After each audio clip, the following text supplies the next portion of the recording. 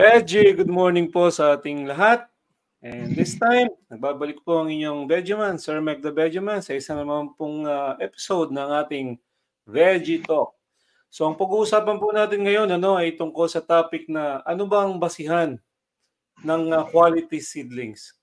At kasama natin ngayon ang ating kaibigan na mula sa Pangasinan. So kasama natin siya sa isang kumpanya dati, pero ngayon siya isa ng negosyante, isang vegetable seedling grower, at isang yung tumutulong din sa mga farmer at mga gustong mag-engage sa farming. So ang ating kaibigan, si Sir Marlo Bibat. Sir Marlo, magandang umaga sa iyo. Hello, magandang umaga din po sa inyo dyan, sir. Anong oras na po ba dyan? Sorry po kung... Parehas lang tayo ng oras. Pero gabi po dyan yata, sir. Oo, parang gano'n na nga. So, good day po sa inyong lahat. Good day, Sir Mike. Sa mga tagapanood ni Sir Mike the Veggieman. Good day po sa inyo at maraming salamat po sa panonood. At syempre, paki-share po ang video na ito kasi importante po ito na malaman ng ating mga kapwa farmers. Okay. So before tayo pumasok doon sa ating topic na ano yung quality seedlings, ano yung mga basihan. So Sir Marlo, pwede ka bang magbigay ng mga ilang detalye o impormasyon tungkol sa iyo, sa pamilya mo, at gayon din sa iyong negosyo na MB Seedlings? Okay, ang MB Seedlings po ay na-establish po noong year 2017 at ngayon po ay meron na po siyang operating branches na 2 sa Natividad, Pangasinan po at isa po dito sa Dasol, Pangasinan. At ang MB Seedlings po ay siya po ay tumutulong sa ating mga farmers, sa mga vegetable farmers po natin na makapag-supply po ng dekalidad na seedlings mula po sa dekalidad na buto ng company, ginagamit po natin. Tayo po ay nagpapatubo, nagpupunla, pinapalaki natin hanggang pwede na pong itanim ng ating mga farmers. Kaya po ang kagandahan nito, mapapadali ang kanilang pagtatanim at sigurado po sila na buhay ang kanilang seedlings na itatanim. Okay. So, sa mga viewers po natin, kaya po sinabi natin na ano ba yung quality seedlings? Kasi nga, ang negosyo ni Sir Marlo ay yung pagbebenta, sabi niya nagpapatubo, sabi niya nagbebenta ng quality seedlings. So, Sir Marlo, ano po ba yung inyong mga produkto? At pati na rin po mamaya yung inyong serbisyo na ino-offer? Ang produkto po ng MB Seedling po ay mga seedlings ng talong, seedlings po ng kamatis, sili, at grafted na ampalaya, papaya. Ito yung grafted. Yes sir, yes sir. Siguro pag-usapan natin ng bahagya yung mamaya, yung grafted. Meron ka bang sample ng grafted dyan? Meron po. Ayan, ito, Sir Marlo, ano po ito? Sili, meron po tayong sili na panigang, siling labuyo, at meron din po tayong sweet pepper, yung conical type, at saka blocky type na sweet pepper po. Pwede po tayo magpunla. Ito po, kamatis. Kamatis. Tapos ito yung inyong papaya. Yes, Sir Mike. Okay. So, Sir Marlo, so ano po talaga yung mga basihan ng isang magandang klase na punla o yung seedlings? Unang-una po dyan, sir, is paano po ba? Kasi kung pwede pagsasabay-sabayin natin yung yung basihan na ito kasi dapat nilalaman o meron yung seedlings ng mga ganitong characteristics. Kagaya po ng marami po siyang ugat na mapuputi. Makapal yung ugat niya, puti po yung yung ganyan po. Ito mga po. ugat. Ayan, yan, opo. Yan, maputi yung ugat, marami. Kahit na hindi pa siya masyadong magulang, maano na po, maputi na yung ugat tsaka marami. So, indication po yan na ano po, malakas o kaya matibay yung seedlings. Ano pa po, Sir Marlo? Ang kagandahan pa po ng isang characteristics din po ng magandang seedlings o quality seedlings ay mabulas po siya. Malalapad yung dahon, paberde. Yun po yung isang characteristics. Tapos mataba po yung kanyang puno. At isa pa, nasa tamang po siya, nasa tamang height yung seedlings po natin. Hindi po siya yung maliliit, hindi rin po yung sobrang sobrang tangkad pero payat yung puno o kaya naman po malambot. Ang isang kagandahan din ng quality seedlings po ay well hardened po siya. Hardening. Opo, hardened po. Matigas na po yung seedlings. Ano po harden? Yun po, matigas na po yung seedlings. Kumbaga ready to transplant na po talaga. Kahit na tag-ulan o tag-araw kang magtanim, hindi po siya malalanta agad o kaya po iwas na po siya sa transplanting shock. Sir Marlo, paano po ginagawa yung pag-harden ng isang seedling? Sa amin po, sir, ang ginagawa ko po, 1 week prior to delivery or pick up ng client natin, hinaharden ko na po siya. Kumbaga, na-expose na po siya sa fully sunlight. Then, bawas na rin po ang kanyang dilig ng tubig. Okay. Ibig sabihin po, mula doon sa inyong nursery, doon sa inyong greenhouse, nilalabas nyo na. Ilang oras po nilalabas? Permanente na po ba doon siya labas o? Permanente na po siya doon, Sir Mike.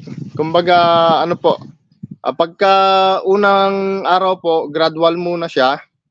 Then, sunod po ay, fully sunlight na po siya para, naka-ready na talaga siyang i-transplant po sa field. Okay. So, isang linggo, sabi nyo, prior sa delivery or pickup, hinaharden nyo siya. So, yung unang araw po ba ng hardening, ano yun? Ilang oras po? Tapos papasok po ulit ba yun? Bali, dito po sa greenhouse po is meron po tayong tinatawag na yung shade net. So, ang ginagawa ko po dito, nililihis ko muna yung shade net para maarawan po, ma-expose talaga sa sunlight yung seedlings na kahit na 4 na oras. Then, ibabalik ko po siya. Tapos hanggang sa umabot na ng 1 linggo. Yes. Opo. Okay. So, para rin sa tamang seedling, kasi ang isang magandang seedling din dapat, sabi mo nga tama yung taas. Pero sigurado dapat tama rin yung edad, hindi po ba? Yes, Sir Mike. Opo, tama po. Yun po yung ibig kong sabihin kanina. Okay, so pag tamang edad, so pwede niyo po ba kami bigyan kung ano po yung mga tamang edad para po sa iba't ibang tanim? Maba po, kamatis, talong, papaya. Ang kamatis po, sir, is nasa 21 to 27 days. Pwede pa rin pong yun po yung ideal na age ng kamatis na pwedeng i-transplant. Sunod po, pagka sa talong naman, ay 27 to 30 days. Sa sili, 27 to 30 days. At yung papaya po is 45 to 55 days. 45 to 55 days. Okay. So, ulitin ko po, kamatis, 21 to 27 days before transplanting. Talong, 27 to 30 days. Sili, 27 to 30. Papaya, 45 to 55 days. So, ibig sabihin po ba nito, gaano po katagal dapat bago mag-order po sa inyo para ma-deliver o ma-pick up? Kung sila naman po ay hindi nagmamadali at nakaplanong magtanim at gusto nila ng sure o siguradong may makukuha po silang seedlings, Mas maganda po, 1 month. 1 month before, ibubook na sa inyo. Opo. Kasi may mga walk-in customer din po tayo na kumukuha din po kasi ng 1, 2 o 3 tray. At yun po, nababawasan yung advance natin na pinupunla. So, mas maganda po para walang problema pagka mag-pick up po sila, 1 month po. Okay. Meron po ba yung pag nag-booking, meron po bang booking fee? Reservation fee? Yes, Sir Mike. Meron po. Pwede po silang magbigay po ng kahit na half po ng amount ng kanilang order. Okay. Yung operation niyo po ba buong Pangasinan o lumalabas pa po kayo ng ibang probinsya? Lumalabas pa po ng ibang probinsya, Sir Mike. Bukod sa Pangasinan, nakakarating din po tayo ng Northern Zambales, La Union. Ayan po, may county din po na napupunta natin sa Nueva Ecija. At saka may din po, dito po sa Tarlac. Tarlac. Okay. Meron po bang delivery fee? Pagka po kayo ay nag-deliver o meron po bang minimum order? Minimum volume? Number of trays? Opo, may minimum volume po. Pagka within Pangasinan po, ang minimum order po natin is 30 trays. 30. Libre na po yun. Libre na po delivery nun. Opo, sir. Opo. Okay. So, pwede nyo rin po ba kami bigyan ng overview o yung eksakto na kung po pwede? Magkano po yung bentahan ninyo ng inyong mga seedlings? Per tray po ba yan? Per piraso? Kung per tray po, delivery po natin is nasa 200 pesos po per tray. 200 pesos per tray. Minimum order na ilan po? 30? 30, opo. Within Pangasinan po.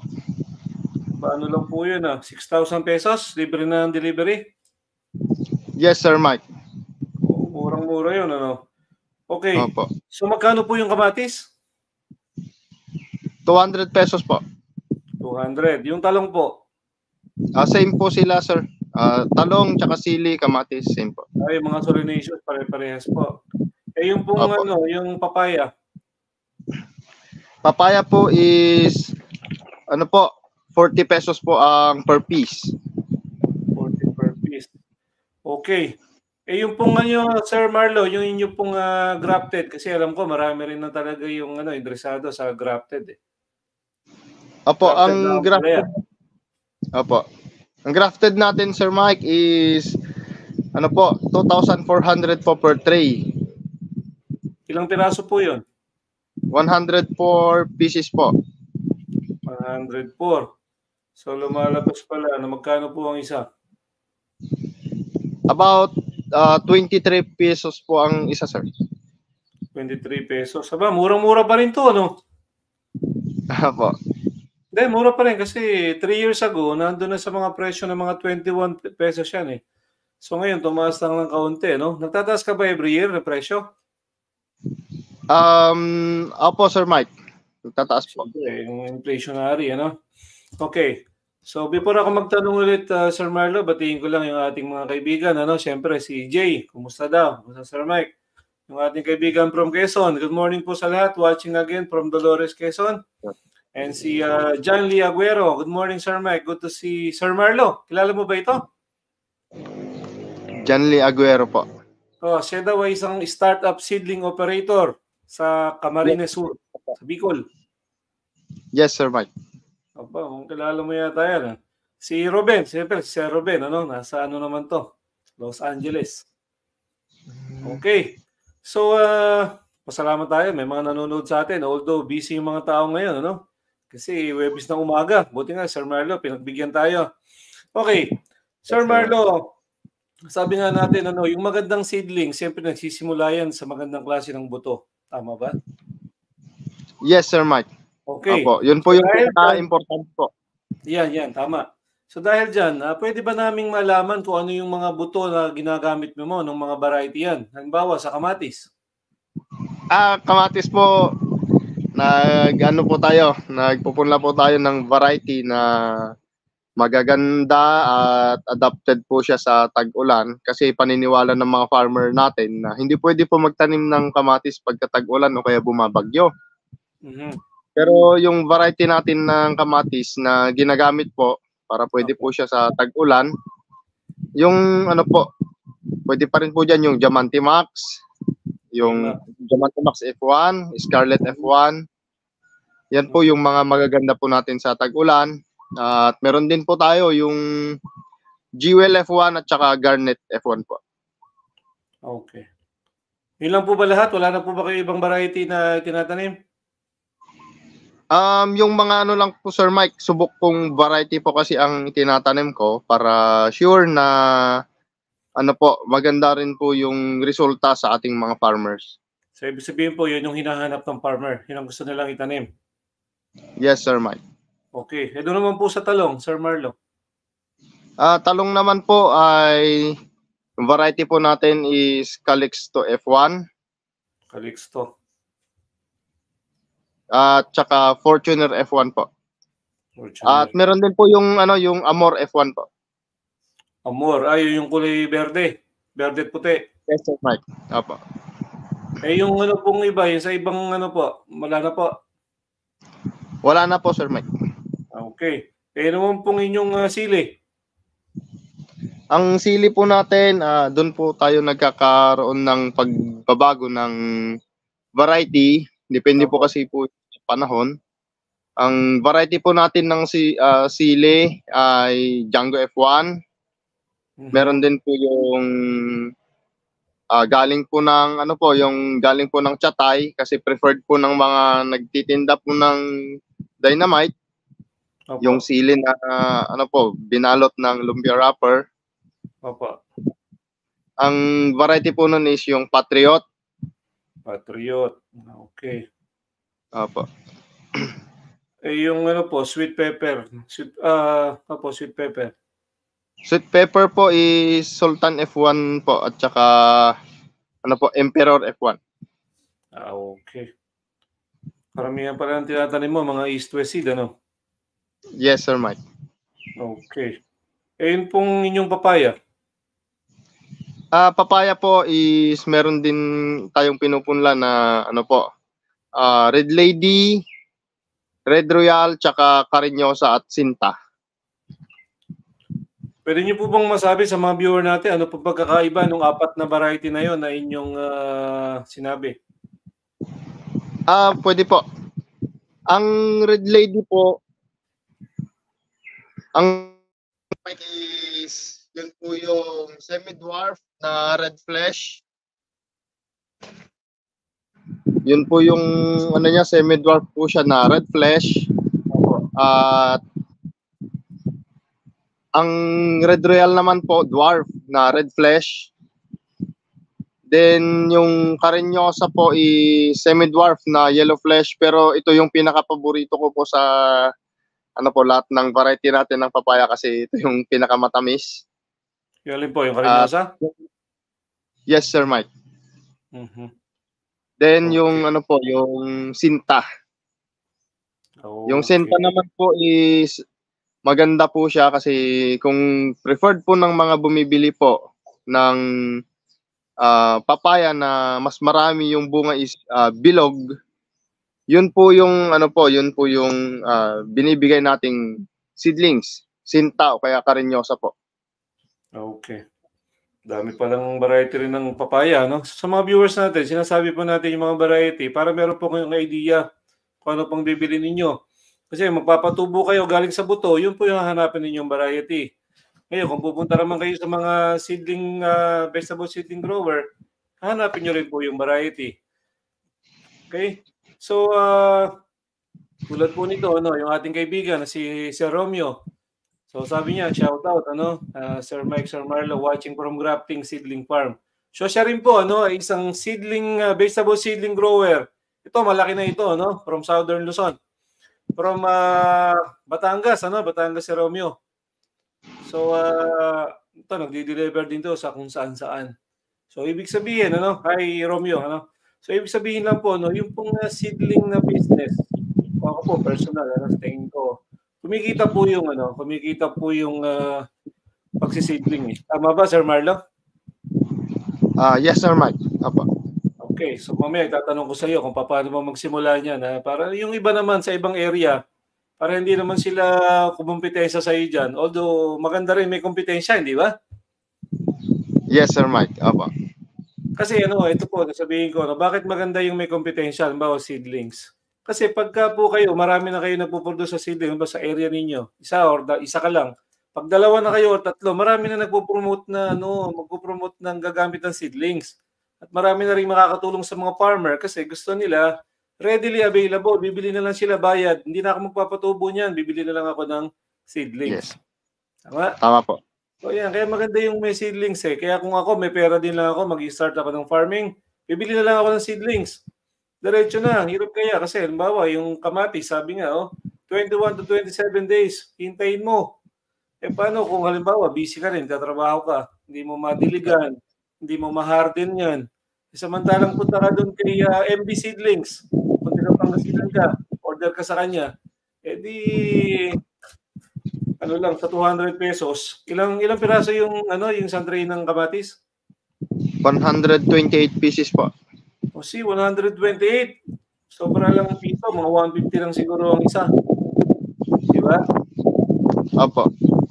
Okay. So yeah, okay. Thank you, Romeo. And syempre, yung ating kaibigan, si Sir William DC, Good morning, Sir Meg, Sir Marlo. So, sa mga viewers po natin, ito si Sir William. Ito talaga siya advocate talaga ito ng farming na gusto niya ay makatulong talaga sa farmer. Kaya makikita niyo sa Facebook, lagi siyang nagpo-post doon and sinasabi talaga niya na magtulungan tayo, magtulungan. And ako personally, niniwala ako doon sa kanyang produkto yung kanyang combustion ash fertilizer. Magandang produkto 'yun. Japanese technology 'yun eh. Japanese technology. Sinasabi ng iba mahal, pero I would suggest pag-aralan po ninyong mabuti kung paano paggamit nun. Kasi ang mahal na produkto, karamihan, yung sinasabing lahat, siyempre meron yung pagmamalaking produkto na kalidad ng produkto. Makakatulong sa inyo. Okay? Tamang paggamit lang po, kailangan nating maintindihan kung paano yan. Okay. So, Sir Marlo, so ano po ba yung mga kailangan gawin para po mapaganda yung seedlings na yan? Kasi yung siyempre, yung mga kaibigan natin ng mga household, gusto nila gagawa rin sila ng seedlings. Although hindi naman sila mag-business ng seedling. So, pwede po ba kami bigyan ng overview paano makapaggawa ng isang magandang seedling? Ba, yung pagdidilig niyan, kailan dapat diligan yan, mga ganun ba? Fertilization. Yes, Sir Mike. Ang pinaka-importante po dyan, piliin yung magandang buto. Yung magandang produkto po o kaya quality seeds. Kumbaga po. Kasi yun po yung... Which is yung mga nabanggit natin kanina. Yes, Sir Mike. Although meron pa namang iba, hindi ba? Yes, Sir Mike. So hindi natin masabi na ito lang talaga yung mga seeds na available sa market. Marami pa pong iba, mga kabeji. Okay? Pero sa ngayon, ito po yung prepared sa area ni Sir Marlo. Okay? Ano pa po? Yes, sir. Seed selection, yun po yung pagpili ng tamang seeds. Then, yung preparation po ng mga gamit at yung po ng lupang punlaan. Kailangan po safe, na-disinfect po siya, na-sterilize. So, pwede po tayong gumamit dyan ng organic po na yung mga composted po na materials po. O kaya naman, yung vermicast. Tapos, carbonized rice hull. Pwede rin pong gamitin po yon. Then, mag-sterilize tayo ng lupa. After that is pwede na po tayong magpunla ng vegetables o yung seeds na gusto po nating itanim. After po ng pagpupunla, kailangan po ng tamang pagdidilig. Hindi po yung sobrang matubig, hindi rin po yung natutuyo yung lupa. So tamang moisture lang po yung i-maintain. Tamang ano rin po, tamang pasok lang po din ng sunlight ang kailangan ng mga batang seedlings natin.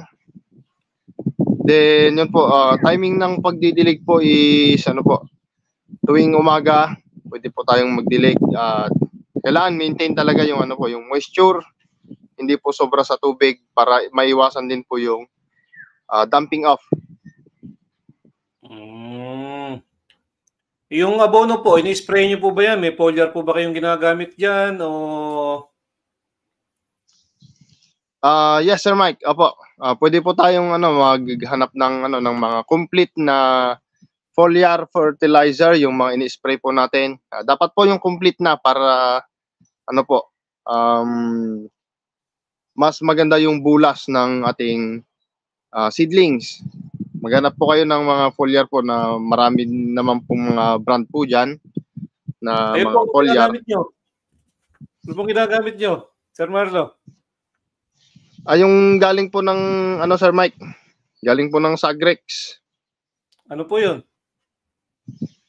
Yung po nila, meron din po tayo yung galing sa Grex at meron din po yung mga iba, yung triple 20 po nila na fertilizer, yung mga Growmore po. Growmore. Ini-spray nyo po yan sa ibabaw ng tanim nyo? Yes Sir Mike. Opo. Tuwing dapat po umaga o kaya po hapon. Growmore lang pala, Sagrex, Sir Buddy Vargas. Growmore. Okay, ilang beses nyo po ginagamit yon, Sir Marlo? Mula pagkapunla po hanggang pwede na pong ibenta. Gumagamit po ako noon 2 beses po. 2 beses. Ayun. Wala na pong ibang abono? Abono po, pwede pong maglagay po ng calcium nitrate po. Calcium nitrate. Okay. Tinutunaw nyo po yun, calcium nitrate. Kasi Yes, Sir Mike. Pa, ini-spray. Dinidilig po. Opo, bali ang gagawin lang naman po, maglagay po sila ng abono po, itunaw sa tubig, lagay po nila sa sa batya, sa basin. Then isawsaw po nila yung seedling tray po doon na hindi po lumulubog lahat ng mga punla o parte ng punla. Dapat yung hanggang sa lupa lang po yung pagkakaroon po ng basa. Pwede na po yun. Okay. So yun, tama, kompleto na. Dapat may abono siya, may patubig siya, meron siyang proper sunlight. Tapos before ka mag-transplant o before mag-deliver, before mag-pick up, kailangan na harden na siya. 1 week before. Yes, sir. Okay pala, pag-usapan po natin, Sir Mario, yun yung grafted na ampalaya. Sabi nyo, ang presyo niya, 2,400, 104 na pieces yan. Ano po bang variety yung na yan, sir? Ampalaya.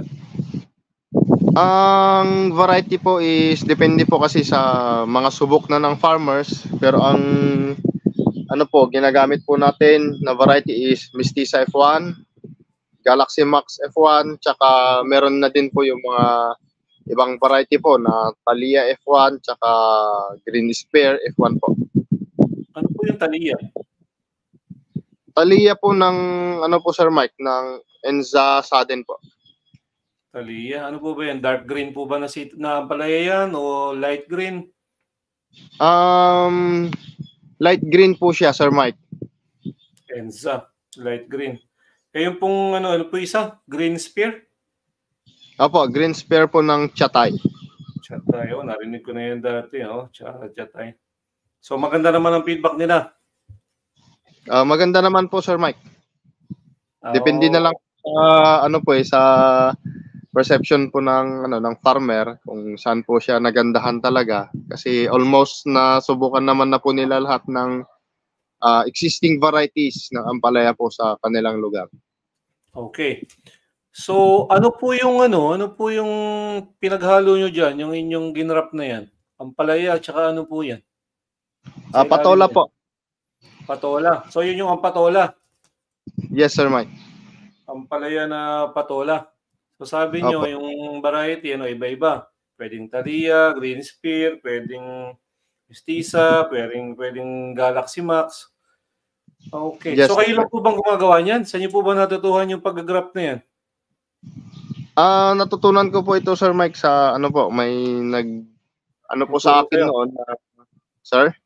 May nagturo sa'yo? Opo. Ano yan, Vietnamese? Yes, sir. Vietnamese nga, inuulaan ko lang eh. Vietnamese nga pala, totoo pala, no? Hindi, kaya ako Opo. nasabi ng Vietnamese kasi marami ako nakita dati sa Vietnam, yung mga clip, mga pang-clip ng mga pang-graph. Mahirap bang gawin Yes, yan? sir. Kaya bang ano yan? Kaya bang gayahin ng mga ibang farmer natin yan? Ano po, Sir Mike, kaya naman pong gayahin. Kaya naman pong gayahin. Depende na lang po sa procedure, tapos ano po sa mga steps na kailangan pong gawin natin sa pag-graph. Kasi hindi naman po basta rin po na nag-graph tayo, natuto tayong magdugtong. Yeah. Okay na kasi meron po talaga nung una ko po is marami din po akong kumbaga napagdaanan na challenges sa pag-graph. Tama naman po yan. Okay. Bakit po ba tayo nag-graph? Ano po bang kahalagahan yan? Ito po, nagawa po ang grafting kasi ano po, nag-graph po tayo kasi po problema po ng mga farmer natin yung ano po, yung sakit po sa lupa. May mga soil-borne disease na po, tapos yun nga po, saka lang po nila makikita yung sakit na ito pagka ano na po, pagka malaki na yung ampalaya nila, which is naglagay na po sila ng malaking amount ng inputs. Kumbaga napalaki na nila yung ampalaya nila tapos biglang mamamatay. Opo. Yun po yung ano, yung bacterial wilt. Oh. Opo, tapos so, yung cost din po ng ano, yung cost din po sir ng paggawa po ng palag, gusto po nilang sulitin. Kasi mahal po ang kawayan, yung labor, yung mga materialis po mahal. Mataas po yung ano, yung presyo. So gusto nilang gamitin ng paulit-ulit yung kanilang ano po, yung kanilang balag, tsaka syempre sa lupa po, lalo na pag nag-uupa lang po sila ng ano, umuupa lang sila ng kanilang taniman. So kailangan po ma-utilize po nila ng ano, ng ma-maximize po nila yung paggamit ng lupa. So ibig sabihin, pwede po siyang itanim ng paulit-ulit? Yes, Sir Mike. Opo. Oo, kasi yung mga normal na ampalaya, sabi nila, hindi, siguro isa o dalawang beses lang pwede magtanim doon. Tapos iba na, papalit ka na ng crop mo. Okay. Yung bang ano mo, yung grafted mo na ampalaya, pag lumaki din, kasi laki rin ng ano, ng braso ng bata, yung puno. Opo, Sir Mike. Yung kasi yung sabi yung ano daw, talagang matindi raw mag-absorb ng nutrients yan kasi ang laki daw ng puno niyan eh. Kasing braso yes, Sir Mike. Okay. Opo. Sige. So Sir Marlo, isang ano na lang, isang hirit na lang na matinding question. Paano po ba talaga yung kasi maraming mga area sa Pilipinas na wala pang seedling grower, vegetable seedling grower. Maraming wala pa niya, maraming area. So paano po ba ang pagsisimula ng isang seedling business na tulad nung sa inyo? Paano po magsimula? Bali, ang ginawa ko po, Sir Mike, is pinag-aralan pong mabuti. Kasi po, ang seedling business po is magandang negosyo din po talaga. Pero kailangan pag-aralan po muna talaga ng maayos. Pag-aralan ng mabuti yung mga procedure, yung mga kailangan gawin, mga madaming factor na kailangan i-consider. At syempre, kapag napag-aralan nating mabuti, pwede pong i-try. Kumbaga, subukan lang po ng paunti-unti. Kumbaga, i-apply po nila yung mga natututunan nila sa kanilang seedlings, kahit konti-konti lang. Para po hanggang makuha po nila yung kumbaga sa kanila po is perfect, or yung quality ng seedlings po nila is kontento na po sila sa kanilang ipapakita, lalong-lalo na po sa kanilang mga kliyente. So dapat perfectin muna nila yung produkto nila, ano, bago nila i-offer. Opo, Sir Mike. Kasi imbawa yung mga soil media na gagamitin nila, yung sinasabi mo ng mga hardening, mga ganon. Tapos pa-display siguro sila, mga isa o dalawang tray. Tapos pwede na silang magpa-order. Pero siguro dapat wag muna silang mag-produce ng marami, ano? Opo, Sir Mike. Tama po. Wag muna. Kasi kailangan mo nang may merkado. Dapat yung supply mo tsaka yung market na demand, mag-ano lang yon, magle-level. O kaya kung minsan meron kang surplus na, no, may tapon, pero parte na rin yun ng ano mo, ng business mo. Okay. Opo. Ganda, no? So, simple-simple lang pala yung pag-produce ng seedling, eh. Kayang-kaya. Yes, Sir Mike. Pero, kahit anong dali ng isang bagay, pag hindi pinukusan talaga, no? Kailangan hands-on na negosyo ito, eh. Tama ba? Yes, Sir Mike. Hindi pababayaan kasi nga ito ay ang negosyo may buhay. So pagkaya napabayaan mo, hindi mo nadiligan, o kaya sumobra sa edad, sayang na yung ano natin, yung negosyo, no? So Sir Marlo, yung mga gusto pong mag-order sa inyo, paano po sila mag-order? Pwede po ninyo kaming maabot sa pamamagitan po ng pagtawag po sa aming numero. Ano pong number niyo, sir? I-post po natin. Yes, Sir Mike. 0967 Okay. 200 200? Yes, Sir Mike. 4623. 4623. 0967-200-4623. Tama po? Tama po. Ayan. Marlo Viva, 0967-200-4623. Tsaka meron din po kayong Facebook na page po ba yun o account? Yes, Sir Mike. Apo, meron po tayong Facebook account. Pwede po ninyong i-like or i-follow nyo po ako sa Facebook account ko po na Marlo Molina Bibat. O kaya naman po yung page ng yung business page po namin na MB Seedling. Okay. So, malamang marami magme-message sa iyo, lalo na yung mga kaibigan natin na gustong magsimula ng negosyo. Okay lang po ba yun, Sir Marlo? Okay lang naman po, Sir Mike. Para halimbawa, Palawan. Halimbawa, may gustong magnegosyo sa Palawan. Di tuturuan mo yun. Tapos eventually, pag pumunta ka ng Palawan, di meron na sa yung magagala-gala doon, mag-ano sa iyo doon, tutur. Diba? Opo, tama po. Maganda po yan, Sir Mike. So, alam mo, tulungan lang naman ang buhay eh. Tulungan lang yan.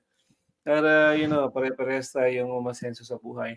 Okay, Sir Marlo, before po tayo magpaalam, pwede po ba mabigay kayo ng inyong advice sa mga farmer o gustong magnegosyo po ng seedling, mga gustong bumili po sa inyo, imbitahan nyo po sila. Sa mga sa mga farmer po natin na interesado po na magtanim, lalong-lalo na po yung mga baguhan, o kaya naman po mga maluwang na po yung kanilang itinatanim, narito po ang MB Seedling para po magbigay po ng magandang serbisyo po sa inyo at dekalidad na produkto. Mga inyong mga pananim po ay mula po sa punla na amin pong binibigay. Pagka nabili po ninyo sa amin, hindi lang po kami nagtatapos doon dahil kami po ay meron pong technical support o kaya naman po technical guidance. Mga problema po ninyo sa inyong mga pananim, kami po tumutulong para masolusyonan po ito upang sa gayon po kayo po ay maging successful po sa inyong pagtatanim. At syempre, sa susunod po na na season ng pagtatanim po, pwede na po kayong magtanim ng mas marami at syempre po mas marunong na po kayo na magtanim. And then sa mga baguhan naman po, wag po mag-hesitate na kami po ay tawagan o kaya abutin po kami para po kami po ay makatulong sa inyong mga sinisimulang proyekto sa paggugulay upang kayo naman po ay maisama sa ating mga successful farmers, lalong-lalo na po sa mga sa mga gusto talagang magtanim, mga kumbaga magre-retiro na o kaya po papalitan na po yung kanilang career, magiging farmer na po sila.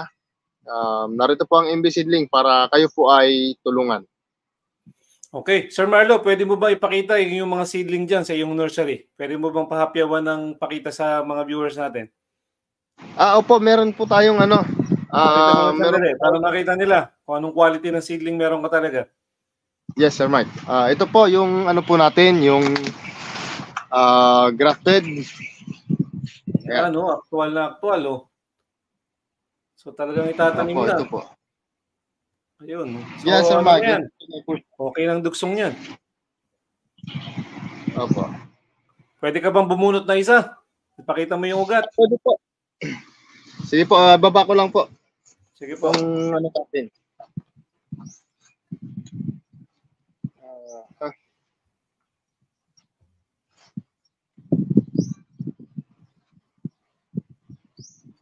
Ito po.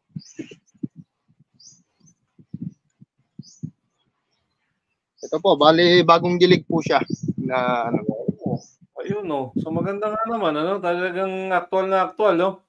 Pwede na i-transplant yan, Sir Marlo. Pwede na po, Sir Mike. Ayun, sa halagang 23 pesos. Ayan, opo. Okay. Sa halagang 23 pesos po, sulit na sulit naman po yung pagtatanim po ninyo. Kasi unang-una, hindi po kayo kumbaga wala po kayong iisipin na magkakaproblema po yung pananim po ninyo, lalong-lalo na po yung sakit na bacterial wilt. At isa pa po, tataas po yung kumpiyansa ninyong magtanim. Kasi po ito pong grafted natin, mataas po siyang magbigay ng volume na bunga.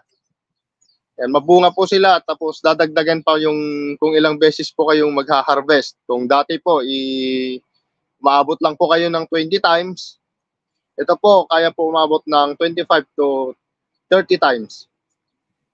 At saka sabi nung iba, ang normal na harvest na ampalaya 2 months. Yan ba inaabot ng ilang buwan? Aabot po ito, Sir Mike, ng 3 to 4 months po. Ayun, halos doble talaga, no?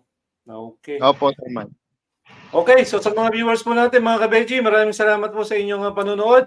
At kung gusto niyo pong ng magandang klase ng seedlings at may kasama pang technical assistance, ibig sabihin, kasi si Marlo, talaga to magaling to sa technical sa pagtatanim. So tawagan niyo lang po si Sir Marlo sa 0967-200-4623. So sa muli mga ka-Beji, maraming salamat sa inyong lahat and kita-kita naman tayo sa Sabado with Marcelo Espiritu. Maraming salamat po. Sir Marlo, maraming salamat po. Ay, maraming salamat, Sir Mike.